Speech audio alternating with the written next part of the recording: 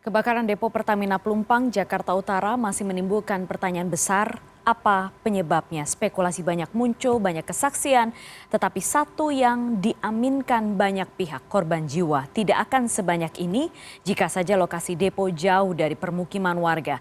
Menteri BUMN mengatakan akan mengevaluasi lokasi objek vital nasional di bawah Kementerian BUMN. Kita bahas malam ini berkaitan dengan peristiwa atau tragedi yang terjadi di depo Pertamina Pelumpang.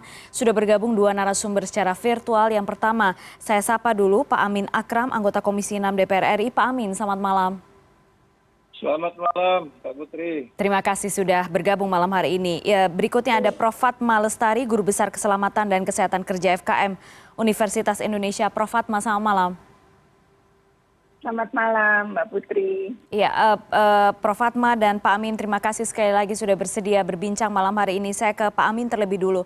Pak Amin, sejauh ini sudah mendapatkan laporan apa saja dari pihak Pertamina berkaitan dengan peristiwa yang terjadi di Koja, Jakarta Utara ini, Pak Amin? Ya, pertama ini kita sangat memprihatinkan ya atas musibah kebakaran yang menimpa depo Pertamina Pelumpang ini, dan ini kan kejadian yang kedua kali.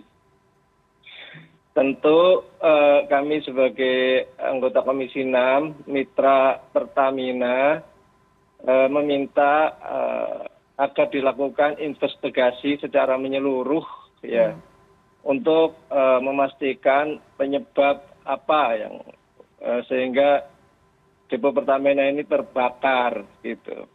Dan investigasi ini harus dilakukan dengan melibatkan para ahli, kalau perlu juga penegak hukum, sehingga nanti didapatkan faktor yang objektif lah, apa sebenarnya penyebab itu, dan Pertamina harus mengumumkan secara terbuka ke masyarakat gitu. Pertamina sebagai perusahaan world class, kelas dunia, seharusnya benar-benar bisa menjamin ya seharusnya tidak terjadi kasus-kasus seperti ini. Ya, apapun penyebabnya kita sangat prihatin, entah apakah itu karena kelemahan di sistem jaringan atau karena human error, atau mohon maaf bisa saja mungkin ada faktor kesengajaan, sabotase, kan juga itu tidak menutup kemungkinan. Ya, itu yang kami harapkan tentu adalah faktor adanya investigasi. Yang kedua, Pertamina harus menjamin dengan adanya musibah ini distribusi BBM itu ke konsumen harus tetap terjaga, harus cepat itu turun tangan, harus benar-benar tetap terjaga, karena ini luar biasa ya. Depo Pelumpang itu mensuplai 20% kebutuhan BBM di seluruh Indonesia, ini khususnya di wilayah Jabodetabek, dan 25% SPBU. Ya. Itu yang kedua. Dan kemudian yang ketiga, tentu Pertamina bertanggung jawab atas jatuhnya korban, baik yang meninggal dunia atau korban luka atau terbakarnya rumah atau sarana fisik lainnya.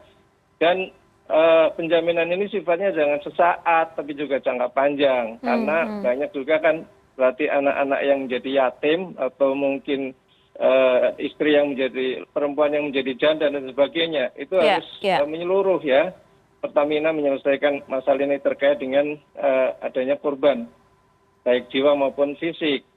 Berikutnya tentu kami dari Komisi 6 juga berusaha nanti memanggil ya Pertamina ya sebagai mitra kami. Untuk sampai saat ini kami menyarankan tentu saja ya seharusnya depo ini bisa dipindahkan ke tempat yang lebih aman, yang jauh dari pemukiman penduduk gitu loh. Karena kejadian seperti ini apapun penyebabnya bisa saja ya terulang di masa yang akan datang itu. Dan berarti sudah terjadi ya, sudah terjadi pengulangan ya, khusus untuk depo Pertamina Pelumpang ini. Baik. Terjadi pengulangan, dan juga kejadian seperti itu terjadi depo-depo yang lainnya. Kalau tidak salah dalam 2 tahun terakhir ini, kalau nggak salah ada 6 atau 7 kejadian depo Pertamina itu terbakar. Ya memang ini menjadi sumber keprihatinan kita bersama. Ya sekelas Pertamina, ya perusahaan yang world class itu masih terjadi kecelakaan seperti ini. Padahal kan seharusnya Betul. benar-benar adanya zero accident ya. Mereka Zero bisa accident ya, menerapkan itu. standar keamanannya dan keselamatannya semestinya zero accident, dan apakah juga sudah mengikuti aturan yang ditetapkan oleh peraturan internasional berkaitan itu. Saya mau gali itu ke Prof. Fatma. Prof. Fatma, kalau misalnya yang Anda lihat, mengapa ini bisa berulang, Prof. Fatma? Baik, terima kasih Mbak Putri. Tentunya kita harus saat ini melakukan investigasi terlebih dahulu ya, Ya. untuk mengetahui apa root cause atau penyebab dari kejadian kebakaran dan ledakan ini. Yang pertama bukan hanya mengetahui direct cause atau penyebab langsung, misalnya karena gangguan teknis atau karena adanya sumber api, tetapi juga mengetahui root cause-nya, yaitu mengapa kebakaran dan ledakan itu bisa terjadi. Sistem mana yang masih kurang atau perlu diimprove. Ya. Kemudian juga mengapa hal itu bisa terjadi. Kalau misalnya ada gangguan teknis, mengapa gangguan teknis itu bisa terjadi? Apa root cause-nya? Kemudian juga apa indirect cause? Misalnya mengapa ada gangguan teknis? Mengapa gangguan teknis itu bisa terjadi? Apakah maintenance-nya yang kurang? Atau SOP-nya yang perlu diimprove? Atau mungkin kompetensi dari pelaku atau pelaksana di lapangan? Nah, ini perlu dilakukan investigasi secara mendalam dan ditemukan root cause-nya untuk pencegahan ke Lebih depan. lanjut, ya. Dan yang juga perlu adalah kalau kita mendengar kesaksian dari masyarakat, mereka mencium bau yang cukup menyengat. Ini menunjukkan bahwa ada bocoran atau ada BBM yang sudah rilis terlebih dahulu ke lingkungan sekitar. Nah, apakah ini juga sudah ada pendeteksi awal dari kebocoran ini? Karena kita tahu Depo Pelumpang ini kan dibangun tahun 1972 dan mulai beroperasi 1974. Jadi usianya sudah 51 tahun. Yeah. Dan mungkin saja pada saat itu desain yang ditetapkan pada waktu itu sudah sangat berbeda dengan situasi yang sekarang. Dan juga situasi pada saat itu akan pastinya akan jauh berbeda dengan situasi yang ada sekarang. Prof. Fatma, kalau misalnya kita lihat kan bagaimanapun ini sudah berulang dari beberapa peristiwa yang serupa yang terjadi di Depo Pertamina, katakanlah di Pelumpang tahun 2009, kemudian di Cilacap juga pernah terjadi. Kalau misalnya Anda melakukan analisa dari hasil-hasil investigasi yang sebelumnya, apa sebenarnya yang miss, Prof. Fatma? Apa yang sebenarnya semestinya sudah diperbaiki? Ya. Ada beberapa penyebab dari beberapa hasil investigasi kami ya. Sangat-sangat berbeda penyebabnya. Ada yang disebabkan karena faktor alam, misalnya karena petir. Ada yang disebabkan karena adanya lack of kompetensi atau kurangnya kompetensi. Kemudian ada juga yang disebabkan karena faktor deteksi yang masih perlu ditingkatkan. Jadi misalnya salah satu contohnya di kejadian di Cilacap adalah adanya kebocoran yang tidak terdeteksi dengan segera sehingga kebocoran BBM tersebut mencapai lokasi di mana area terdapat sumber api. Karena kebakaran dan ledakan ini bisa terjadi jika ada bahan bakar, kemudian ada sumber api dan tentunya oksigen yang ada di sekitar kita. Nah, kalau ketiga faktor ini bertemu, maka akan terjadi kebakaran dan ledakan. Yeah. Tapi kalau salah satunya aja tidak ada, misalnya ada BBM, ada kebocoran, tidak ada sumber api atau jauh dari sumber api, maka tidak terjadi kebakaran dan ledakan. Yeah. Nah, karena pertama tadi mungkin deteksi kebocorannya tidak ada, atau mungkin ada sudden release yang cukup besar, atau terlepasnya BBM dengan sangat cepat dan besar, banyak, sehingga bau menyengat itu menyebar dengan cepat. Nah, tentunya dari hasil investigasi ini kita perlu mendalami dan kemudian mengambil lesson learn-nya. Dari kebakaran di 2009 yang pada waktu itu merupakan aspek security ya. Kalau saat ini mungkin kita belum tahu apakah dari aspek safety atau aspek security atau keduanya. Dan yang juga penting selain dari depot itu sendiri, sistem perpipaan yang menyalurkan BBM ini apakah dari laut atau dari balongan, dari kilang yang lainnya, dari sumber yang lainnya, pipeline risk management atau manajemen risiko untuk perpipaan juga perlu menjadi perhatian. Karena bisa saja di situ ada risiko-risiko yang menambah tinggi risiko tersebut sepanjang perpipaan tadi. Ya, ya, baik. Dan tentunya saya rasa Pertamina perlu melakukan thorough inspection dan audit. Jadi inspeksi dan audit yang mendalam untuk seluruh fasilitas-fasilitas yang dimiliki untuk memastikan bahwa fasilitas operasinya tetap berjalan dengan selamat. Ya, Pak Amin, tadi Anda sempat di poin terakhir Anda mengatakan mengevaluasi lagi lokasi depo Pertamina Pelumpang yang jaraknya cukup dekat dengan permukiman. Dari informasi yang sempat dihimpun dari tim kami di lapangan itu jaraknya pendek sekali karena memang hanya dibatasi oleh pagar dan kemudian hanya satu ruas jalan lalu sudah perkampungan padat penduduk. Pak Amin, kalau misalnya kita lihat memang sekarang Pak Wapres kemudian sudah mengatakan agar dievaluasi dan dipindahkan. Ada rencana dari Menteri BUMN Erick Thohir juga untuk mengevaluasi lokasi lagi. Assessment-nya ini apa saja yang harus betul-betul diperhatikan oleh Pertamina? Apakah memang hanya depo ini saja, Pak Amin, atau misalnya Anda juga sudah sempat menganalisa dan perlu di-assess ulang di wilayah-wilayah lain juga? Ya, jadi ini kan bukan kasus pertama ya, sudah beberapa kali ya.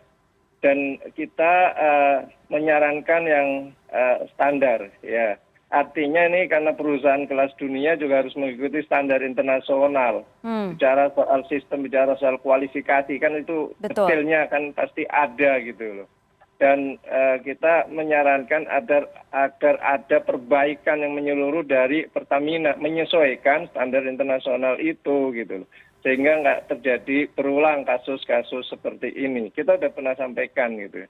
Dan kita memang sangat menginginkan pihak mitra kami dalam ini Pertamina itu benar-benar terbuka ya, terbuka kepada kami juga kepada publik apa sih sesungguhnya yang menjadi penyebab terjadinya kasus-kasus kebakaran seperti ini. Selama ini dari kasus-kasus sebelumnya, apakah Pertamina memberikan penjelasan yang detail kepada DPR Komisi 6, Pak Amin? Ya, saya merasa belum terlalu detail ya. Yang saya lihat memang sebagian di antara penyebabnya umur dari fasilitas fisik Pertamina, salah satunya depo ini memang sebagian sudah cukup lama gitu. Dan karenanya memang perlu pembaruan gitu. Seperti depo ini kan juga sejak tahun 74 ya kalau Iya betul, 74 beroperasi. Ya itu cukup lama gitu kan. Karenanya memang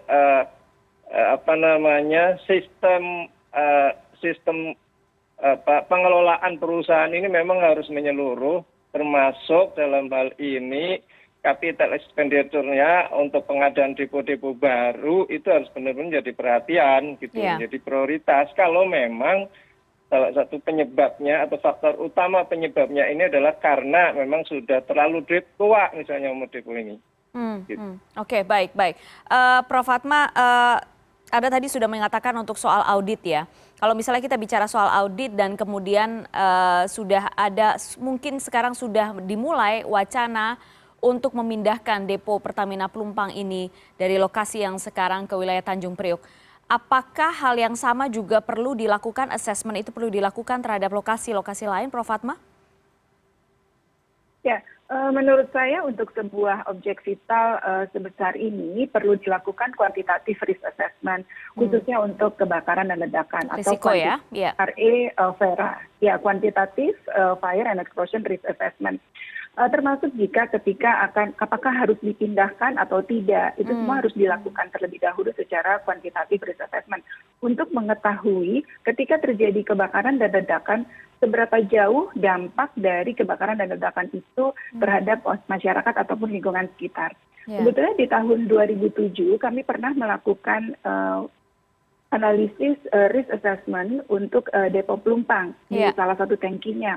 Dan memang pada waktu itu ada salah satu rekomendasinya adalah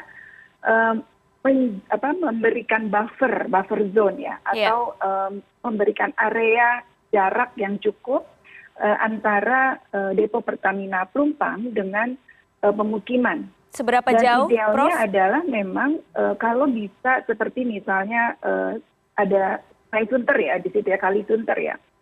Sebaiknya juga dipisahkan dengan kali tersebut sehingga kalau ada kebocoran ataupun ada rilis yang tidak terduga, ada jarak yang memisahkan antara kebakaran dengan pemukiman sekitarnya. Ada Dan yang perhitungan pertama idealnya adalah berapa perlu tidak, Prof? diperhatikan, Ada perhitungan idealnya? minimal itu kalau kita lakukan kaji risikonya, dari kaji risikonya minimal itu kalau bahannya adalah BBM, waktu itu kita melakukan Pertamax itu minimalnya adalah di 50 atau kalau lebih baik lagi itu adalah di 100 meter untuk Oke. mencegah panas dari kebakaran itu mencapai pada pemukiman. 50 sampai 100 meter, baik. Dan itu kajiannya sudah dilakukan sejak tahun 2007 berarti ya, Prof ya? Ya, betul. Apakah informasi tersebut memang sudah sempat disampaikan kepada pihak Pertamina? Atau tentunya kita tahu informasi-informasi dan standar internasional itu kan mestinya juga sudah diketahui gitu ya kan, Prof?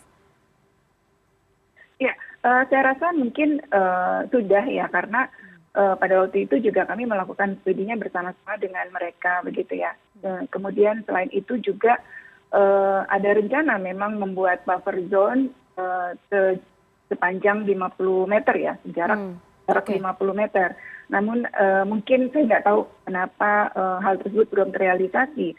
Dan juga yang penting adalah Mbak Putri memastikan bahwa kalau misalnya begini, pada waktu di awal dibangun, depo Pertamina Pelumpang ini kan belum banyak ya pemukiman di sekitarnya, betul, gitu betul. ya. Namun kemudian dengan sejalannya waktu pemukiman menjadi lebih padat di sekitar itu, dan ini perlu dijaga agar hal tersebut tidak terjadi.